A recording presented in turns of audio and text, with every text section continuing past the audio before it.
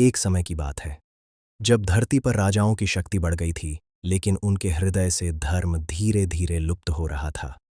राजा अपने बल और अस्त्रों के घमंड में आर्ष मुनियों, साधुओं और निर्दोष लोगों को सताने लगे थे।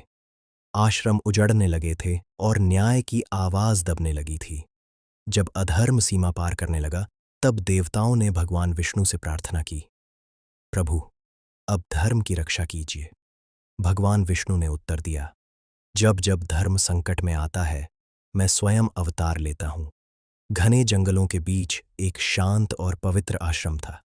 वहां रहते थे महर्षि जमदग्नि। वे बड़े तपस्वी थे। राजमहल, धन दौलत, सत्ता, इन सब से उनका कोई मोह नहीं था। उनका जीवन था केवल तप, साधना और धर्म। उनकी पत्नी थी माता रेणुका।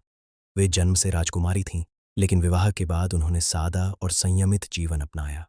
वे पतिव्रता, शुद्ध हृदय और धर्मनिष्ठ थीं। इसी आश्रम में एक दिन एक तेजस्वी बालक का जन्म हुआ। उसका नाम रखा गया राम। यह बालक साधारण नहीं था। उसकी आंखों में शांति थी, पर आत्मा में अग्नि। बचपन से ही वह सत्यप्रिय, तेजस्वी और निडर था। वह शास्त्र भी सीखता था और शस्त्र भी। युवा होने पर राम ने भगवान शिव की कठोर तपस्या की। यह तप शक्ति के लिए नहीं थी, यह तप विवेक और संयम के लिए थी। भगवान शिव प्रसन्न हुए। उन्होंने राम को एक दिव्य फरसा प्रदान किया। उस दिन से राम कहलाए परशुराम। उसी समय एक शक्तिशाली राजा था, कार्तवीर्य अर्जुन, जिसे सहस्रार्जुन भी कहा जाता था। एक दिन वह जमदग्नि ऋषि के आश्रम पहुंचा। आश्रम में कामधेनु गाय थी, जिससे अतिथियों का आदर हुआ। राजा का मन लोभ और अहंकार से भर गया। उसने कामधेनु को छीन लिया और जाते जाते महर्षि जमदग्नि की हत्या कर दी। जब परशुराम को यह समाचार मिला तो उनका हृदय टूट गया। लेकिन यह क्रोध नहीं था, यह धर्म का आह्वान था। परशुराम ने प्रतिज्ञा ली, जो भी अधर्म करेगा वह दंड से नहीं बचेगा। परशुराम ने अहंकारी और अधर्मी राजाओं का सामना किया। उन्होंने 21 बार पृथ्वी को अधर्म से मुक्त किया।